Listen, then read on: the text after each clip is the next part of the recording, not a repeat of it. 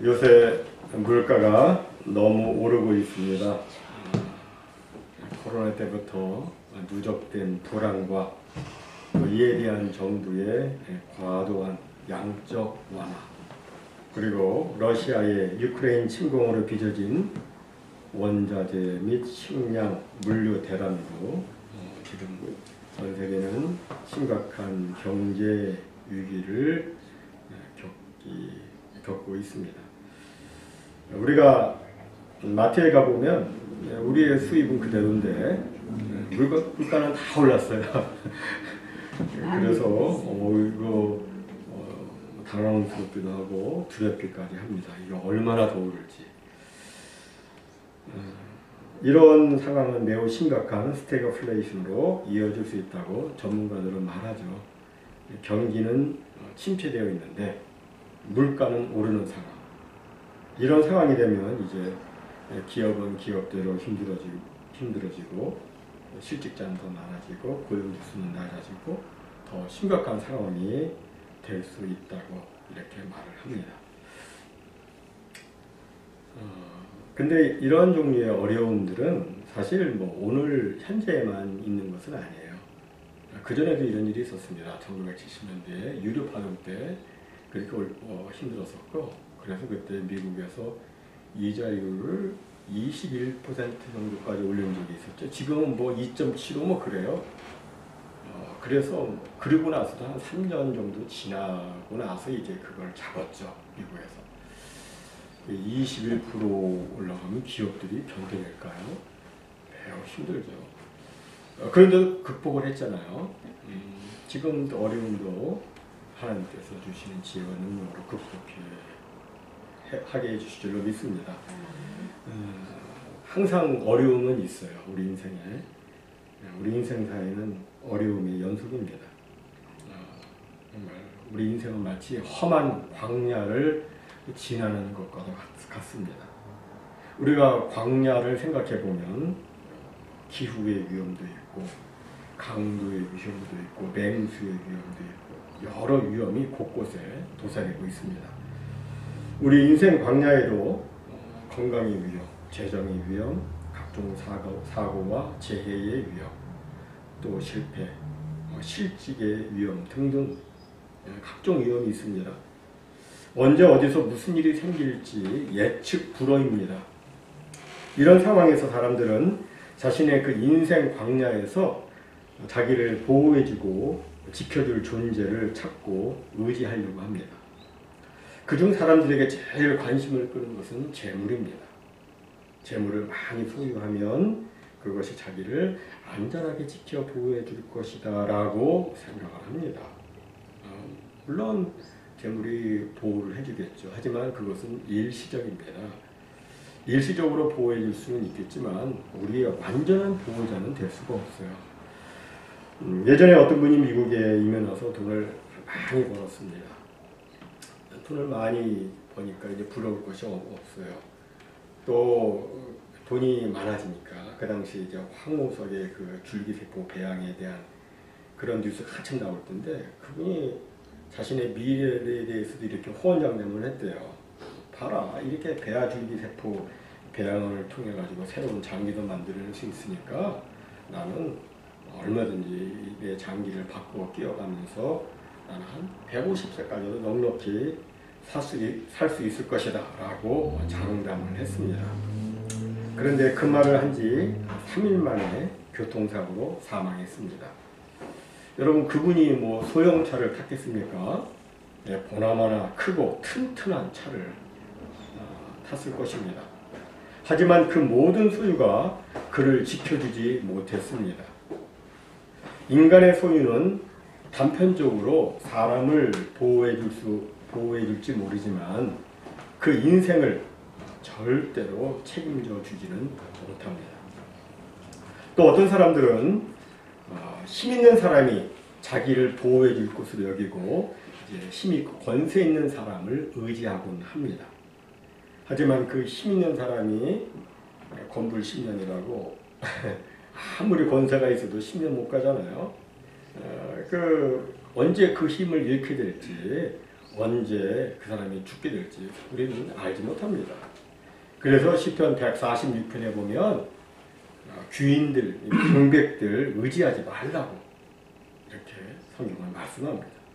물론 이 말은 사람을 일체 믿지 말라 뭐 그런 뜻은 아닙니다.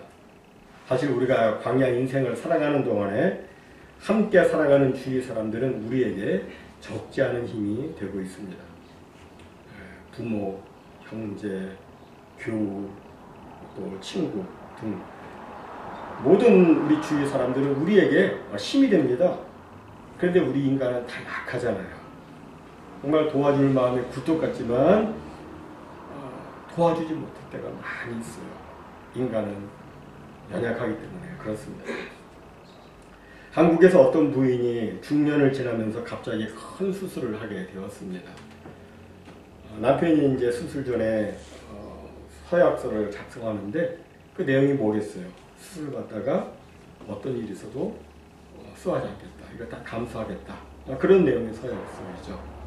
남편이 그 내용을 쭉 읽어보고 이제 거기 서약서 서명을 하려고 그러는데 그 서명란 앞에 세 글자가 있잖아요. 뭐라고 써 있어요? 보호자. 보호자가 있어요. 세 글자가 있습니다. 보호자는 보호해주는 사람이라는 뜻인데 하지만 그는 이렇게 말했어요. 아내가 병드는 것도 몰랐고 병든 지금 아무것도 해줄 수 없는 내가 도대체 무슨 보호자인가. 보호자라면 보호를 해줘야 되는데 그렇게 못한다는 거예요. 그렇습니다. 인간은 아무리 능력이 있어도 아무리 사랑이 많아도 완전한 보호자가 될 수 없습니다. 사람은 자기 자신도 스스로 지킬 수 없고 또 서로도 완전히 지켜주지 못합니다. 그럼 누가 우리를 완전히 지켜줍니까? 하나님이 지켜주세요. 하나님이 우리의 완전한 보호자가 되어주십니다. 오늘 본문 시편 121편은 표제에 나와 있는 것처럼 구약 이스라엘 백성들이 예루살렘 성전으로 올라갈 때 부르던 노래입니다. 과거 이스라엘은 매년 세 번씩 이제 3대 절기 때가 되면 예루살렘으로 가서 제사를 드렸습니다. 보통 일반 안식일에는 동네 회당에 모여가지고 말씀을 읽고 예배를 드렸지만 무교절, 맥주절 그리고 수장절 이렇게 3대 절기가 되면 예루살렘 성전에 올라가서 제사를 드렸어요. 그런데 그 순례길은 쉽지 않았습니다. 각 지방에서 예루살렘으로 가노라면 산도 넘어야 하고 골짜기도 지나야 했습니다. 그리고 유대 광야를 지나면서부터는 이제 멀리 높은 곳에 예루살렘이 있는 그 시온산이 보이기 시작하는데 뭐 금방 가는 게 아니에요. 장장 25 보이기 시작하면 그때로부터 25km를 걸어가야 돼요. 여리고는 한 해발로 마이너스 258m 그리고 예루살렘은 해발 720m 정도 돼요. 740m 정도. 그러니까 이 더하면은 해발 1km 정도 차이인데 이건 높이로 그렇다는 것이지. 그리고 계속 가야 되면 25km로 가야 돼요. 그 길을 올라가면서 사람들이 뭐 하겠어요. 그래서 이제 시편을 노래하고 시편에 있는 말씀을 서로 교독하면서 예루살렘으로 이제 올라갔습니다. 그 노래를 모아놓은 것이 성전에 올라가는 노래 해가지고 시편 120편부터 134편까지 성전에 올라가는 노래입니다. 특별히 오늘 본문 시편 121편을 보면 두 문단으로 되어 있어요. 첫째 문단은 1절과 2절인데 여기에는 1인칭 나 또는 내가 핵심으로 되어 있습니다. 내가 산을 향하여 눈을 들리라. 나의 도움이 어디서 올까? 나의 도움은 천지를 지으신 여호와에게서로다. 그리고 이제 두 번째 문단은 3절로 8절까지인데 여기서는 2인칭 너가 핵심으로 되어 있습니다. 여호와께서 너를 실족하지 아니하게 하시고 너를 지키시는 이가 졸지 아니하시리로다. 이런 식으로 너가 핵심으로 되어 있어요. 이로 보면 아마 이 시편 121편은 동행인끼리 이제 같이 올라가는 사람들끼리 서로 이렇게 교차하면서 서로 노래를 바꿔 부르면서 이 시편을 낭송한 것으로 여겨집니다. 한쪽에서 1절, 2절을 부르면 다른 한쪽에서 3절로 8절까지를 축복으로 부르면서 이제 예루살렘 성전에 올라갔을 것입니다. 예루살렘 성전에 올라가면서 그들 눈에는 여러 가지가 보였을 것입니다.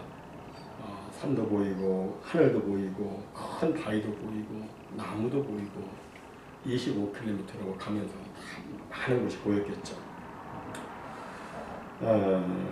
특별히 그들이 바라보고 있는 저 멀리 가장 높은 곳에 있는 그 시온산은 그들에게 대단히 위용 있는 그런 산으로 보여졌을 것입니다. 그 산을 보면서 이제 시인은 이렇게 노래를 하는 거예요. 내가 산을 향하여 눈을 들리라.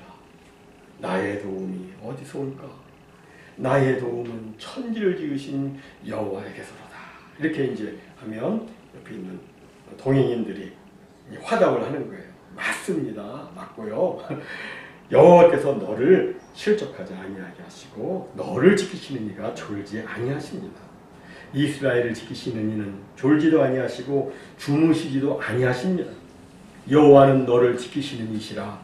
여호와께서 네 오른편에서 네 그늘이 되시나니 낮의 해가 너를 상하게 하지 아니하며 밤의 달도 너를 해치지 아니하리로다. 여호와께서 너를 지켜 모든 환난을 면하게 하시며 또 내 영혼을 지키시리로다. 여호와께서 너의 출입을 지금부터 영원까지 지키시리로다. 이렇게 막 축복하며 창화했을 것입니다. 여기 보면 이제 하나님께서 지켜주신다는 말씀이 6번 나오고 있는데 그 내용을 정리를 하자면 크게 3가지로 요약할 수 있습니다. 첫째로 하나님은 항상 지켜주신다는 거예요. 항상이에요. 하나님은 밤에도 낮에도 졸지도 아니하시고 주무시지도 아니하시고 항상 우리를 지켜주십니다. 그리고 8절 말씀처럼 하나님은 영원까지 지켜주세요. 영원까지. 너희의 출입을 지금부터 영원까지 지키시리로다. 그렇습니다. 하나님은 우리를 한순간도 놓치지 않고 지켜주십니다.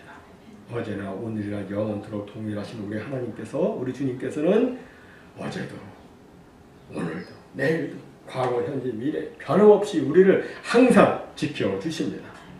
우리가 인생을 살다 보면 정말 눈 깜짝하는 사이에 많은 사건과 사고가 생기곤 합니다. 어떤 때는 이렇게 3마디 하는 사이에 큰일이 생길 때도 있어요. 그죠? 어떤 때는 하는 순간에 목숨이 왔다 갔다 하는 상황도 생깁니다. 그런데 그럴 때마다 하나님께서는 우리를 지켜주세요. 우리가 넘어지지 아니하도록, 우리가 실족하지 아니하도록 우리를 지켜 보호해 주십니다. 다음 2번째로 하나님은 어떤 상황에서도 우리를 지켜주십니다. 어떤 상황에서도. 5절에 보니까 하나님은 내 오른쪽에서 내 그늘이 되신다고 했습니다. 이 오른쪽은 햇볕이 가장 많이 드는 남쪽을 의미합니다. 이스라엘 예루살렘 성전은 문이 동쪽으로 나 있죠, 그죠? 문을 동쪽으로 내게끔 되어 있어요. 동쪽으로 문을 냈는데 그래서 성전을 중심으로 동쪽은 앞쪽이 되는 거예요. 그러면 자연히 오른쪽은 이제 햇빛이 가장 강하게 되는 남쪽이 됩니다. 따라서 오른쪽에서 내 그늘이 되신다는 말씀은 하나님께서 그 자결하는 강한 태양빛으로부터 우리를 보호해 주시기 위해서 하나님이 우리의 그늘이 되어주신다. 그런 의미예요. 하나님이 우리의 그늘이 되어주세요. 낮의 해가 우리를 상하지 아니하도록 하나님께서는 당신의 그 크고 놀라운 권능으로 우리를 지켜 보호해 주십니다. 또 6절에 보니까 밤의 달이 해치 않도록 지켜주신다고 말씀해요. 광야 사막에는 여러 가지 위험이 있잖아요. 낮에는 열사의 햇볕이 사람을 괴롭히고 밤에는 그 차가운 달빛이 사람을 힘들게 합니다. 또 사막은 어떤 곳이에요? 막 사방이 다 뚫려 있는 개활지이니까 뭐 달빛이 밝으면 맹수의 위험에 노출될 수 있고 강도의 위험에도 노출될 수 있어요. 그런데 하나님은 그런 위험에서도 우리를 지켜 보호해 주신다라고 약속하고 있어요. 하나님은 우리 인생 가운데 발생할 수 있는 어떤 상황, 어떤 환난에서도 당신의 자녀인 우리 성도들을 지켜 보호해 주십니다. 마지막 세 번째로 하나님은 우리의 영혼까지도 지켜주십니다. 7절에 보니까 여호와께서 너를 지켜 모든 환난을 면하게 하시며 또 내 영혼을 지키신다고 말씀해요. 하나님은 우리의 육체뿐만 아니라 영혼까지도 지켜주십니다. 사람은 육체가 안전해도 이 마음이 흔들리고 불안하면 영혼의 병, 마음의 병으로 이제 고생을 하게 됩니다. 오늘날 현대인들은 영혼의 병이 많습니다. 그래서 적지 않은 사람들이 이제 불안해하고 또 사람들을 접촉하기 싫어하고 밖에 나가지 않고 방에만 있으려 하고 그렇습니다. 이들에게는 뭐 참 어떤 삶에 대한 열정이나 감사나 이런 비전 같은 것이 없어요. 물질 문명은 무척이나 발달되고 정말 풍요로워졌지만 영혼은 오히려 막 쇠약해지고 빈약해진 것이 오늘날의 현실입니다. 이 문제를 해결하기 위해서 이제 상담 심리학자들은 여러 가지 방법을 권하죠. 적절한 약물을 사용하도록 이렇게 하기도 하고 또 애완동물과 시간을 같이 보내도록 이렇게 하기도 하고 운동, 뭐 음악 감상, 또 취미 활동 및 사회 봉사 활동 증진 이런 각종 방법을 이제 권합니다. 이런 방법들은 모두 효과가 있습니다. 하지만 그 중에서 가장 좋은 방법은 뭐냐면 각 사람의 영혼을 만드신 하나님을 만나는 거예요. 우리 하나님을 만나는 거예요. 아주 고요한 시간에 아무도 없는 그 시간에 하나님 앞에 나가는 거예요. 그래서 하나님을 만나고 하나님과 동행을 하게 되면 그 영혼이 비로소 온전히 치유되고 또 참 평안을 얻게 됩니다. 하나님은 우리 영혼을 지키시는 분이세요. 우리가 알기에 이 세상에서 사람들의 보호를 가장 철저히 받는 사람이 있다면 그는 아마도 한 나라의 대통령일 것입니다. 그러나 하나님은 당신의 자녀된 우리를 대통령보다 더 귀히 여기시고 더 철저히 보호해 주십니다. 뭐 대통령이 어디 간다 그러면 뭐 몇 주 전부터 난리죠. 답사를 하고 그 가는 건물, 주변 건물 다 수색을 하고 심지어는 맨홀 뚜껑까지 열어보면서 뭐 다 검색을 합니다. 수십 명이 에워싸고 일단 유사시에는 경호원들이 몸을 던져서 총탄을 대신 맞으면서까지 경호를 합니다. 그런데도 전 세계적으로 보면 국가 원수들이 암살을 당하거나 사고를 당하는 일들이 왕왕 있습니다. 무슨 얘기예요? 사람들의 보호는 완전하지 않다는 거예요. 그러나 하나님은 우리를 완전하게 보호해 주십니다. 출애굽기 23장 20절 말씀이에요. 내가 사자를 내 앞서 보내어 길에서 너를 보호하여 너를 내가 예비한 곳에 이르게 하리니.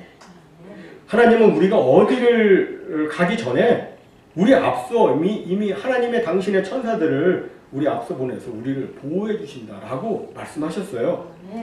이것을 믿기 때문에 시인은 시편 4편 8편에서 이렇게 노래를 합니다. 내가 평안히 눕고 자기도 하리니 나를 안전히 살게 하시는 이는 오직 여호와이시니이다. 네? 우리도 마찬가지예요.